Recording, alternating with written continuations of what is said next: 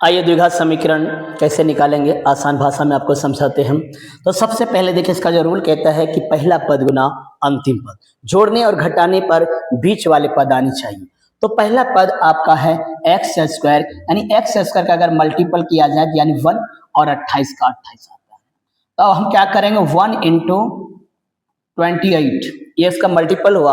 अब देखना है कि 28 जो है ये किस किस का मल्टीपल में आता है। आप 1 गुना 28 कर सकते हैं, आप 2 गुना 14 कर सकते हैं, आप 4 गुना 7 कर सकते हैं।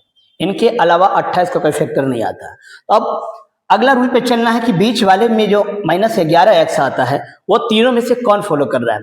अगर पहले वाले को हम जोड़ते हैं तो आपका 29 आता है, घटाते हैं तो 27 आता है, जो इनका फॉलो नहीं कर रहा है। दूसरा में अगर जोड़ते हैं तो 16 आता है, घटाते हैं तो 12 आता है, ये भी इस रूल का फॉलो नहीं कर रहा। तीसरा है 4 गुना 7, जो 28, यानी जोड़ते हैं तो 11 आता है, घटाते हैं तो 3 आता है, यानी तीसरा इनको फॉलो कर रहा है। लेकिन कंडीशन ये भी है कि यहाँ -11 लगा हुआ है, तो हम इनको कैसे सॉल्व करेंगे। तो अब देखिए क्या करना है।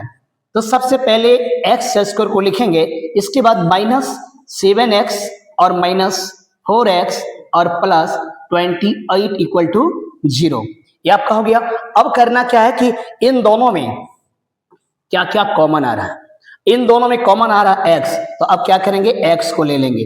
x को अगर कॉमन लेते हैं यहां बच जाता है x -7, और यहां -4 को कॉमन लेते हैं, यहां बच जाता है +-7 बच जाता है इक्वल टू 0 हो गया।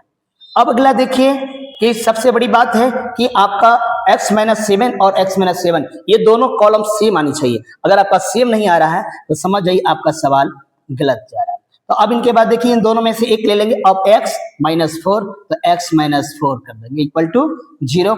अब क्या करेंगे, तो x -7 इक्वल टू 0 करेंगे, फिर क्या करेंगे, x -4 इक्वल टू 0, यहाँ x इक्वल टू हो गया आपका 7 और यहाँ पे हो गया x इक्वल टू 4। यही आपका क्या हो गया, आंसर निकल गया। इसी टाइप में आपका दूसरा सवाल है 4x square plus 4x plus 1 equal to 0। आप लोग बनाइए और कमेंट में कमेंट कीजिए। धन्यवाद।